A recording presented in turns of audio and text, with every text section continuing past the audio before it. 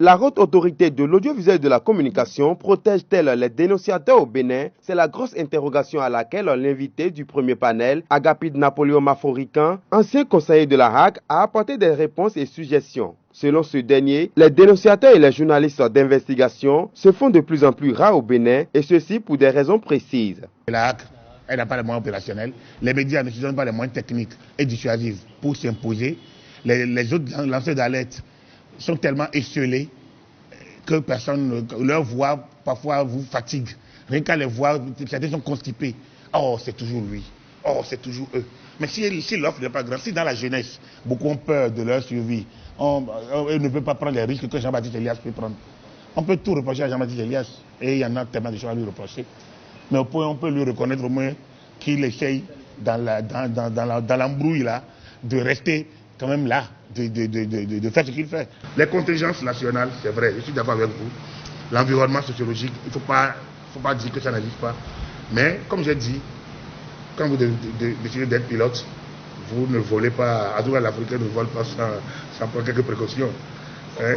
Car s'il y a des hiboux qui volent la nuit, il me semble qu'il y a des pilotes qui se transforment en hiboux aussi, donc il faut quelques parachutes. De la question sur la protection du donneur d'alerte au premier panel de ce 132e numéro de Café Média Plus, ce sont plutôt les conditions de vie des prisonniers en milieu carcéral qui a intéressé les membres de ce creuset d'échange. Et pour en débattre, deux invités du domaine de la justice sont au rendez-vous. Toutes les prisons au Bénin ont dépassé le taux d'accueil, le nombre d'accueil en réalité. Où nous avons par exemple la prison d'Abomey-Calavi, qui est la dernière qui est en date construite, qui enregistre déjà un taux de dépassement de 20%.